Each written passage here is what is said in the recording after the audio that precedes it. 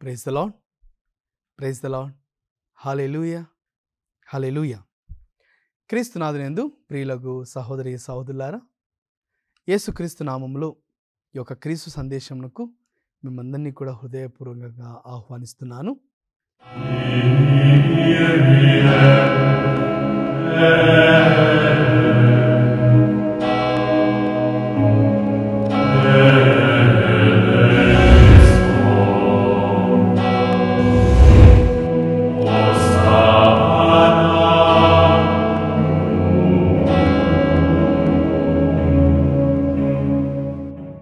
మరి ప్రారంభించుకునే ముందు మనమంతా కలిసి ఒక చిన్న ప్రార్థన చేసుకుందాం. ఓ ప్రభువా, మీ యొక్క నామం చొప్పున మీ యొక్క బిడ్డలుగా ఈ లోకంలో మా యొక్క జీవిత యాత్రను కొనసాగిస్తుండగా మీ యొక్క కృప లేనిదే మేమేమి కూడా చేయలేము అని గ్రహించుకొని ఉన్నాం. కావున మీ యొక్క కృపను మాకు ప్రసాదించి మీ యొక్క కృప ద్వారా మేము మంచి జీవితం జీవించడానికి, మరి ముఖ్యంగా పవిత్రమైనటువంటి జీవితం జీవించే అర్హతను, కృపను మా అందరికీ ప్రసాదించమని, వాక్యం ఆలకిస్తున్నటువంటి ప్రతి ఒక్క బిడ్డను కూడా దీవించండి. వారి కుటుంబంలో ఉన్నటువంటి సమస్యలను మీకు సమర్పిస్తున్నాము. మీ యొక్క చిత్తం చొప్పున వాటిని తీసివేసి పరిశుద్ధమైన జీవితంలో మేము ముందుకు సాగే కృపను మా అందరికీ దయచేయమని ఈ యొక్క మనలాంటి మా నాదురైన యేసుక్రీస్తు నామమున అడిగి వేడుకొంచున్నాం తండ్రి, ఆమెన్. క్రీస్తునాథునందు ప్రియులకు సహోదరి సహోదరులారా, ఈ యొక్క వారం మనం ప్రత్యేకంగా క్రీస్తు సందేశంలో ధ్యానించుకునేటువంటి అంశం పవిత్రమైన జీవితం జీవించడం ఎలా, రెండవ భాగంలోనికి ప్రవేశిస్తున్నాం. మొన్నటి వారం పవిత్రమైన జీవితం అంటే మన యొక్క మంచి క్రియలతో పాటు దేవునితో నేను ఎంత సత్సంబంధం కలిగి జీవిస్తున్నాను, అంతేకాకుండా పవిత్రమైన జీవితం అంటే క్రీస్తును పోలి జీవించడం అని, ఇది ఆత్మను అనుగ్రహిస్తున్నటువంటి ఒక వరమని, అదేవిధంగా దేవుడిచ్చినటువంటి ఒక ఆజ్ఞ అని ధ్యానించుకొని ఉన్నాం.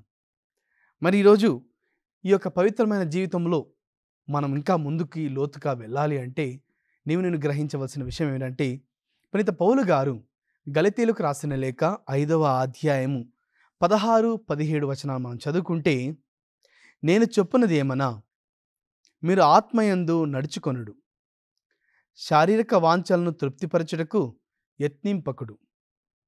ఏలైనా శరీరము కోరునది ఆత్మ కోరుదానికి విరుద్ధముగా ఉండును, ఆత్మ కోరునది శరీరం కోరుదానికి విరుద్ధముగా ఉండును. ఈ రెండింటికి బద్ధ వైరము, అందువలన మీరు చేయగోరు దాన్ని చేయలేకున్నారు. ఈ వాక్యంలో విన్న విధముగా శరీరం కోరుదానికి ఆత్మ కోరునది విరుద్ధమని, ఈ యొక్క శరీరమునకు ఆత్మకు ఎంతో వైరం కలిగి ఉందని మనం గ్రహిస్తున్నాం. మరి మానవులమైన మనము ఈ యొక్క శరీరమును కలిగి ఉన్నామండి, ఆత్మను కూడా కలిగి జీవిస్తున్నాం.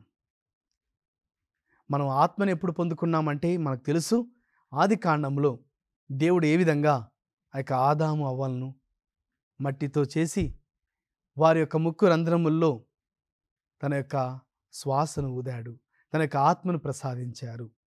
అందుకనే మనకు శరీరము ఉన్నది, అదేవిధంగా మనలో ఆత్మ కూడా ఉన్నది.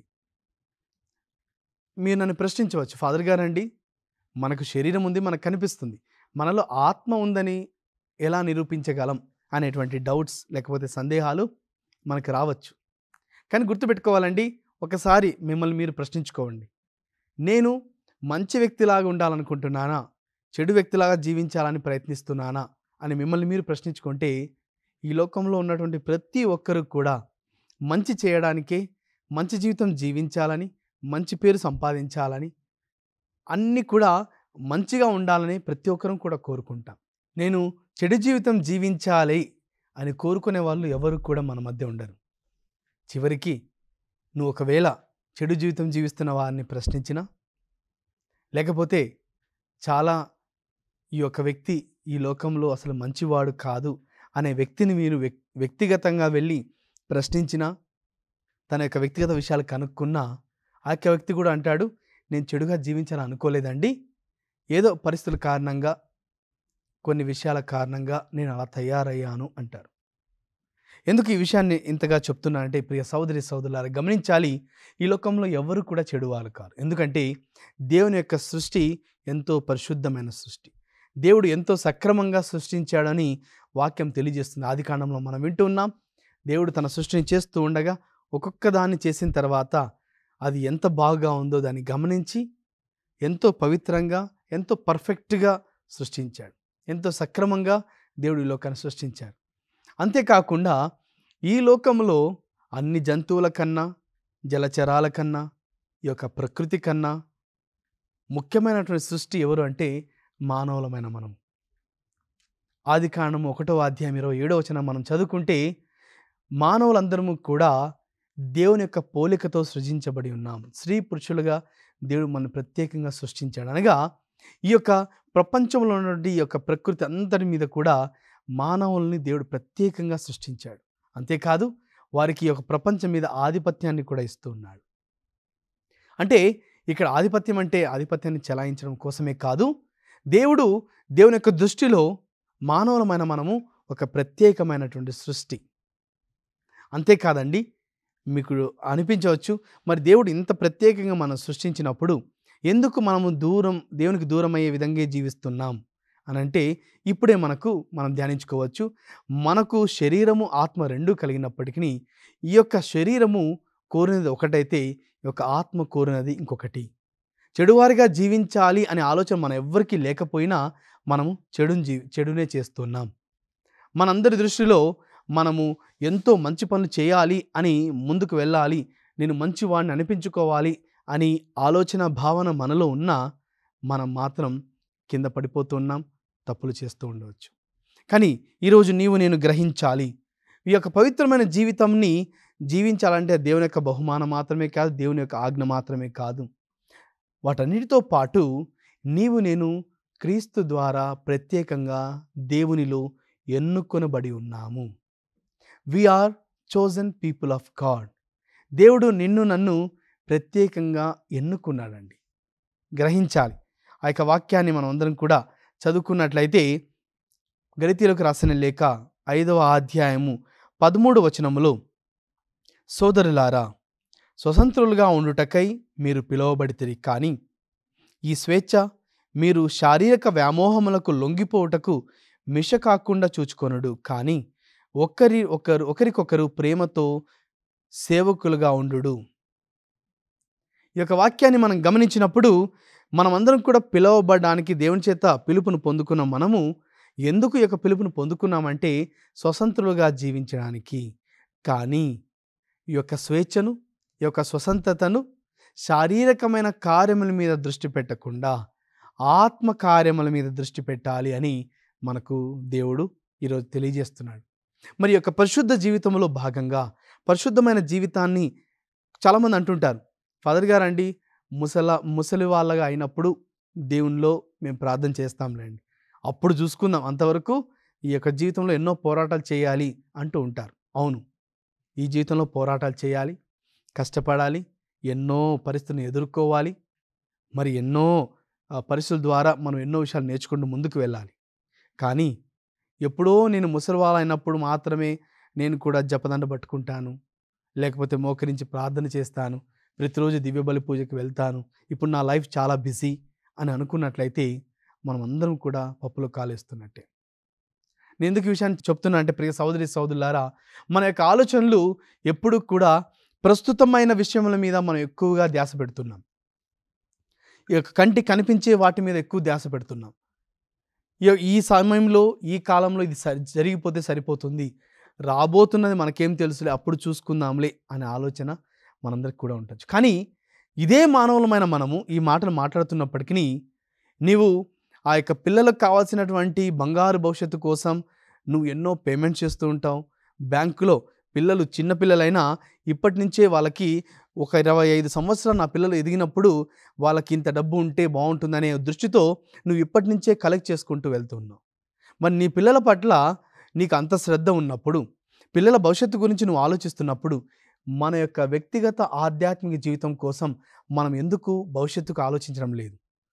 ఇప్పుడు ఉన్నదేదో చేసుకుందాం, ముసలివాళ్ళైన తర్వాత ప్రార్థన చేస్తాంలే అనే ఆలోచన ఈరోజు యువతి యువకుల్లో ఎంతోమందికి వస్తుంది. తల్లిదండ్రులు సాధారణంగా చెప్పే కంప్లైంట్ ఏంటంటే, ఫాదర్ గారండి, మా యొక్క పిల్లలు యువతి యువకులుగా ఉన్నటువంటి వారు చర్చికి రావడం లేదు, వాళ్ళకి ప్రార్థన అంటే ఇష్టం లేదు, ప్రార్థన అంటేనే కోపం వస్తుంది అనే కంప్లైంట్స్ మనము ఈ రోజుల్లో చాలా ఎక్కువగా వింటూ ఉన్నాం. అందుకనే నేను యొక్క అంశాన్ని నీకు నాకు ప్రత్యేకంగా తెలియజేసుకోవడానికే ప్రియ సహోదరి సహోదరులా ధ్యానిస్తున్నాం. అదేమిటంటే, ఇదిగో ఏదో అప్పుడెప్పుడో వస్తుందని చెప్పేసి మనం ఇప్పుడు అజాగ్రత్తగా ఉన్నట్లయితే మనం పవిత్రమైన జీవితాన్ని జీవించలేము. మీకు అర్థం చేసుకోవడానికి మరి ముఖ్యంగా మీ ఇంట్లో ఉన్న యువతి యువకుల్ని ఈ యొక్క వాక్యాన్ని వినిపించండి. ఈ యొక్క వాక్యం క్రీస్తు సందేశం కేవలం గురువారం మాత్రమే కాదు, ఈరోజు ఇది ఆ తర్వాత యూట్యూబ్లో కూడా ఉంటుంది. కావున మీ పిల్లలకు ప్రత్యేకంగా యువతి యువకులు వినిపించండి.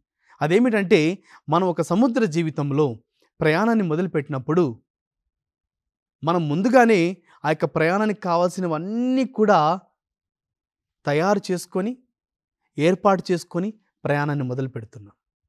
అదే నువ్వు ఒక ప్రదేశం నుంచి ఇంకొక ప్రదేశానికి ప్రయాణం వెళ్తున్నప్పుడు, ఆ యొక్క ప్రదేశమును బట్టి, నువ్వు వెళ్ళబోతున్న ప్రదేశం బట్టి నువ్వు ఇక్కడే అన్నీ సంసిద్ధమవుతున్నావు. ఉదాహరణకు తీసుకుంటే, చలి ప్రాంతానికి వెళ్తున్నానంటే ముందుగానే మనం స్వెటర్స్ తీసుకొని వెళ్తున్నాం. అక్కడ నీళ్లు ఎక్కువగా లేవు అంటే మనం ముందుగానే నీళ్లు కూడా తీసుకొని వెళ్తున్నాం. అదేవిధంగా మనం అక్కడ వారం రోజులు ఉన్నట్లయితే ఆ వారానికి సరిపడినటువంటి బట్టలు కానీ, డబ్బు కానీ అన్నీ కూడా సంసిద్ధం చేసుకొని మనం ముందుకు వెళ్తున్నాం. ఒక ప్రయాణం చేయడానికే మనం ఇంత సంసిద్ధంగా ఉన్నప్పుడు మన యొక్క జీవితము వీటన్నిటికంటే ఎంతో అద్భుతమైనది. అందుకనే మీకు మొట్టమొదటిగా చెప్పాను, దేవుడు మనల్ని పవిత్రంగా సృష్టించాడు. అంతేకాదు పవిత్రమైన జీవితాన్ని జీవించాలని నేర్పిస్తున్నాడు. దానికన్నా ముఖ్యంగా దేవుని యొక్క పోలికతో నిన్ను నన్ను సృష్టిస్తున్నాడు. మరి అలాంటి బిడ్డలమైన మనము, క్రైస్తవులమైన మనము ఈరోజు గుర్తుపెట్టుకోవాలి. అది కేవలం నేను ఎప్పుడో ముందుందిలే, అప్పుడు చూసుకుందాంలే అనేటువంటి ఆలోచన, నిర్లక్ష్యం మనలోంచి తీసివేయాలి. ఒక ఉద్యోగం కోసం నువ్వు ఇక్కడ ముందుగానే సంసిద్ధంగా ఏర్పడుతున్నావు. నేను ఒక ఆర్మీలో ఒక పోలీస్గా నేను మారాలి అంటే కొన్ని సంవత్సరాల పాటు పరిగెత్తడం, ఎక్సర్సైజ్ చేయడం, ఇవన్నీ కూడా యువతి యువకులమైన మనం చేస్తున్నాం. కావున యువతి యువకులారా దయచేసి గమనించండి. రాబోతున్న జీవితం అప్పుడు చూసుకుందాంలే అనే నిర్లక్ష్యత మనలో ఉండకూడదు. ఇప్పటి నుంచే మనం ఏ విధంగా మన జీవితాన్ని మలచుకుంటాము, ఏ విధంగా మన యొక్క జీవితంలో మార్పులు చేర్పులు ఈరోజు చేసుకుంటామో అప్పుడే మన యొక్క జీవితం దాన్ని బట్టి మన యొక్క భవిష్యత్తు కూడా ఏర్పడుతుంటుంది. అందుకనే తెలుగులో సామెత ఉంటుందండి, మొక్కై వంగనిది మ్రానై వంగునా. అంటే చిన్న మొక్కగా ఉన్నప్పుడే ఆ యొక్క చెట్టు తనకు తాను మలచుకోకపోతే ఒక పెద్ద చెట్టు అయిన తర్వాత మారగలుగుతుందా అంటే ఎన్నో సందర్భాల్లో లేదు.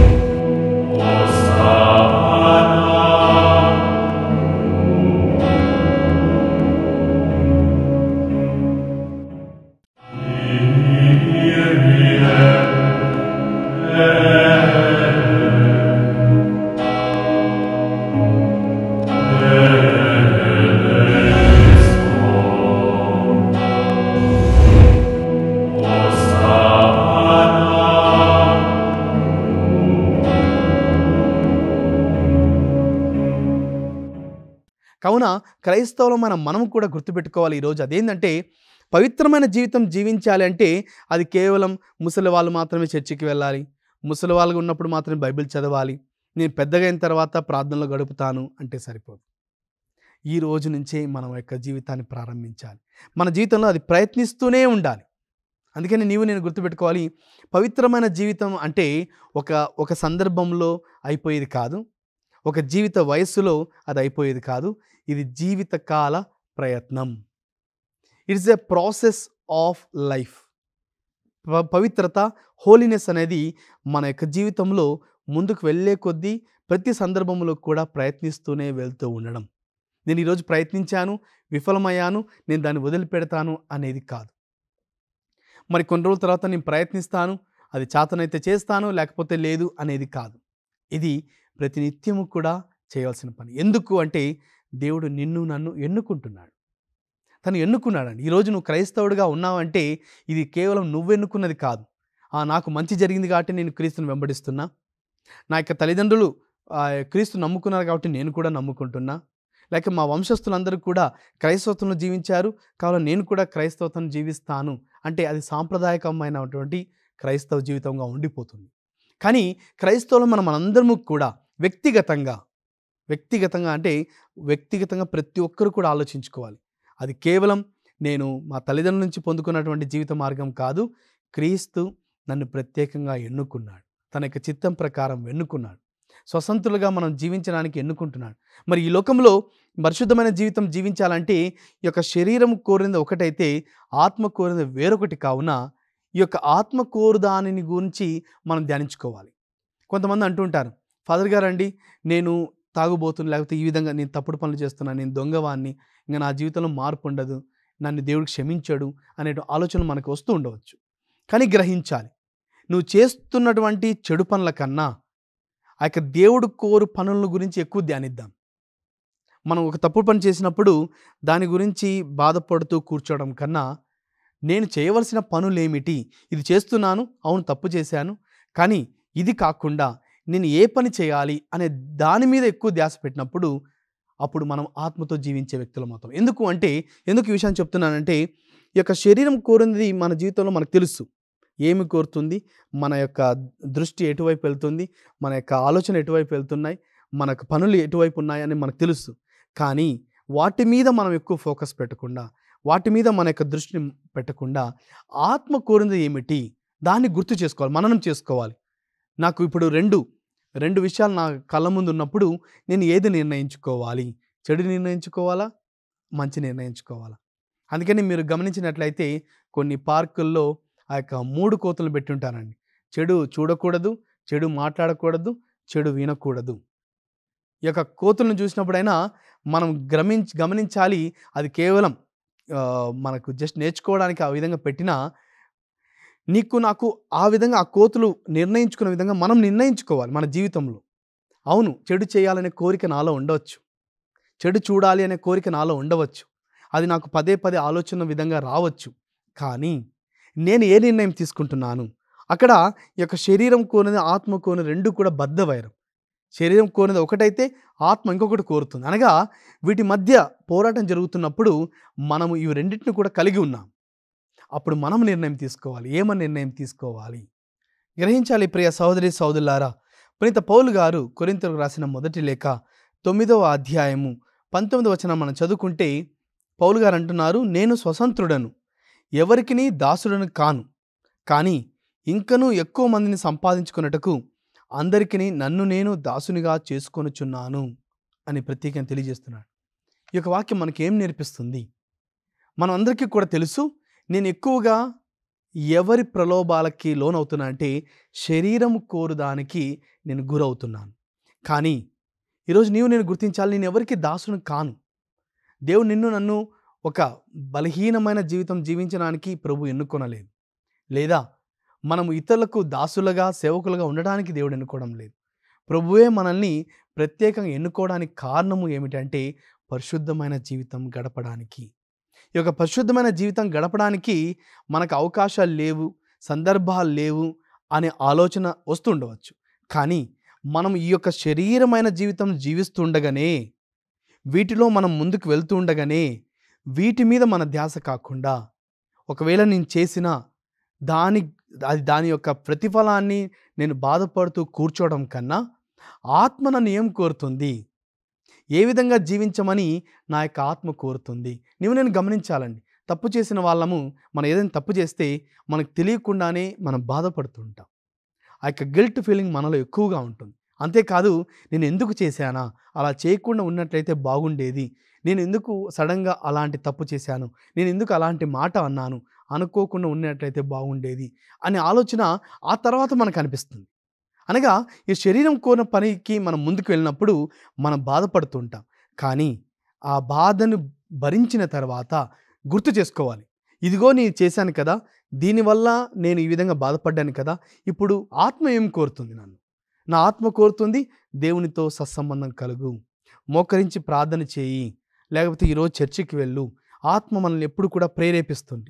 దేవుని యొక్క ఆత్మ నిన్ను నన్ను ఆహ్వానిస్తుంటుంది. ఎందుకంటే దేవుని నుంచి మనం దూరం వెళ్తున్నప్పుడు మనకు తెలియకుండా మనము శరీరమైన కార్యములకు దృష్టిని ఇస్తూ ఉంటాం. మరి ఇవి రెండు కూడా ప్రియ సహోదరి సహోదరులు గమనిస్తున్నప్పుడు ఈ యొక్క ప్రపంచం నిన్ను నన్ను శారీరకమైనటువంటి క్రియల మీద పిలుపునిస్తూ ఉంటే దేవుడు మాత్రం ఆత్మ కోరు వాటి మీద దేవుడు నీకు నాకు పిలుపునిస్తున్నాడు. అందుకనే యోహాను సువార్త 15వ అధ్యాయము 16వ వచనాన్ని మనం చదువుకుంటే, మీరు నన్ను ఎన్నుకోలేదు, కానీ నేను మిమ్ము ఎన్నుకొంటిని. మీరు నా పేరిట తండ్రిని ఏమి అడిగినను ఆయన దానిని మీకు ప్రసాదించుటకును, మీరు వెళ్ళి ఫలించుటకును, మీ ఫలము నిలిచి ఉండుటకును మిమ్ము నియమించి తిని. Praise the lord. హల్లెలూయా. ప్రియ సహోదరి సహోదరులారా, ప్రభు మనల్ని పిలవడం మాత్రమే కాదు, మనం ఎన్నుకున్నాం అనుకున్నా ప్రభు నిన్ను పిలుస్తున్నాడు. ఎందుకు పిలుస్తున్నాడు? ఇదిగో మీరు దేవునిలో ఫలించడానికి, మీ ఫలము నిలిచి ఉండడానికి నియమించాడంట. క్రైస్తవులమైన మనము ఈ లోకం కోరునది ఒకటైతే, మనకు ప్రత్యేకంగా దేవుడు ఆత్మలో మనం ఫలించాలని కోరుకుంటున్నాడు. అంటే అర్థమైంది, నియమించాడు. You are appointed, not just chosen, you are appointed. దేవుడు నిన్ను ఎన్నుకోవడం మాత్రమే కాదు, నిన్ను నిలబెడుతున్నాడు. కావున ఈరోజు గుర్తించాలి, మన కుటుంబంలో ఉన్నటువంటి మనం అందరము కూడా, నేను పరిశుద్ధమైన జీవితం జీవించాలంటే నేను దేని మీద నా ధ్యాస ఉంచుతున్నాను? శరీరం కోరు దాని మీద ధ్యాస ఉంచినట్లయితే అది తాత్కాలికమైన సంతోషాన్ని మనకిస్తుంది. అది సంతృప్తిని ఇవ్వవచ్చు తాత్కాలికముగా. కానీ ఆ యొక్క సంతృప్తి అయిపోయిన తర్వాత మనకు కేవలం దుఃఖం మాత్రం మిగులుతుంది. మనం బాధపడుతూనే ఉంటాం, ఎందుకు చేశానే, ఈ తప్పు చేయకుండా ఉంటే బాగుంటుంది. కానీ ఆత్మ కోరు నువ్వు చేస్తున్నప్పుడు నీలో స్వతంత్రం వస్తుంది, నీలో బలం వస్తుంది, నీలో తెలియకుండానే నువ్వు దేవుని ఆత్మను అనుభవిస్తావు. నీ యొక్క కార్యములు ఫలించబడుతూ ఉంటాయి దేవుని చేత. ఆ విధంగా ఫలించాలని, ఆ ఫలం మనలో నిలిచి ఉన్నప్పుడు మనం ఇతరులకు ఆదర్శంగా కూడా ఉండగలుగుతాం. కావున దీనివల్ల ఉన్నటువంటి లాభాన్ని మనం గుర్తిద్దాం. మనం పరిశుద్ధమైన జీవితాన్ని జీవించడానికి ఈ రోజు నుంచి ఒక ఫోకస్ చేద్దాం, ఒక ధ్యానిద్దాం. అదేమిటంటే, నేను దేని మీద నా ధ్యాసను ఉంచుతున్నాను? మరి ఇప్పటి నుంచి నేను దేని మీద ధ్యాస ఉంచాలి? మరి దీనివల్ల లాభం ఏమిటి? దీనివల్ల లాభం మనకు తెలుసు అండి. మనం ఈ లోకంలో జీవిస్తున్నప్పుడు అన్నీ కూడా, అందుకే మీకు ఉదాహరణ చెప్పాను, ప్రయాణం చేసినప్పుడు ఏ విధంగా సమృద్ధిగా అన్నీ తయారు చేసుకొని వెళ్తాం. పడవలో వెళ్తున్నప్పుడు ముందుగానే యాక్సిడెంట్ అయితే ఏమేమి ఉండాలి, యాక్సిడెంట్ కాకపోతే ఏ విధంగా ఉండాలి, నీళ్ళు అయిపోతే ఏం చేయాలి, ముందుగానే అన్నీ తయారు చేసుకొని పోతాం. మరి మన యొక్క క్రైస్తవ జీవితానికి కూడా ఈ లోకంలోనే మనల్ని మనం సంసిద్ధం చేసుకుందాం. రాబోతున్న రోజుల్లో ప్రయత్నం చేద్దాం అనే విషయాన్ని పక్కన పెట్టి ఈ రోజు నుంచే మన క్రైస్తవ జీవితాన్ని జీవించడానికి మనం అందరం కూడా కృషి చేద్దాం. ఇది ప్రయత్నం, ఇదొక యుద్ధం. క్రైస్తవులమైన మనము దేవుడు ఏ విధంగా అయితే సాతాను ఒక ఆలోచనలతో పోరాడి జయించి మనకు మార్గాన్ని చూపించాడు, ఆదర్శాన్ని చూపించాడు, ఆ విధంగా మనము కూడా ఈ యొక్క జీవితంలో ఎదురవుతున్న వాటిని జయిద్దాం, ప్రయత్నిద్దాం. క్రీస్తు యొక్క కృప మనకు ఎల్లప్పుడూ కూడా తోడై ఉంటుంది. కావున చివరిగా చిన్న ప్రార్థన చేసుకుందాం. ఓ ప్రభువా, ఈరోజు యొక్క పరిశుద్ధమైన జీవితం జీవించడం అనే యొక్క రెండవ భాగంలో శరీరము కోరుదానికి ఆత్మ కోరినది విరుద్ధమని, మేము ఆత్మలో జీవిస్తే ఏ విధంగా ఫలిస్తామని, ఆ యొక్క ఫలం మా జీవితంలో ఏ విధంగా నిలిచి ఉంటుందని మీరు మాకు నేర్పించున్నారు. మీకు వందనాలు ప్రభువా. ఈ లోక జీవిత యాత్రలో మా యొక్క ప్రయత్నాన్ని మీరు దీవించండి. అంతేకాకుండా మీరు ఆత్మస్వరూపులై ఉన్నారు కావున మా అందరిలో కూడా ఆ యొక్క ఆత్మఫలం నిలిచి ఉండలాగున మీరు ప్రేరేపించి మీరు మమ్మల్ని ఎన్నుకొనమని, మీ యొక్క పవిత్రమైన పిలుపుకు మేము కూడా అనుగుణంగా జీవించే అర్హతను మాకు దయచేయమని ప్రార్థిస్తున్నాం. వాక్యం ఆలకించిన వారందరినీ, వారి కుటుంబ సభ్యులను, మరి ముఖ్యంగా వారి కుటుంబాల్లో ఉన్నటువంటి యువతీ యువకులను మీరు దీవించమని ప్రార్థిస్తున్నాం. ఈ యొక్క మనల్ని మా నాథుడైన యేసుక్రీస్తు నామమున అడిగి వేడుకొంచున్నాం తండ్రి, amen. Praise the lord. Hallelujah. ప్రియ సహోదరి సహోదరులారా, వచ్చే వారం ఇదే సమయానికి ఈ యొక్క పవిత్రమైన జీవితం జీవించడం ఇంకా ఎలాగా అని ఇంకా లోతుగా ధ్యానించుకుందాం. మరి దేవుడు మిమ్మల్ని అందరినీ కూడా దీవించాలని మేము ప్రార్థన చేస్తున్నాం. May God bless all of you.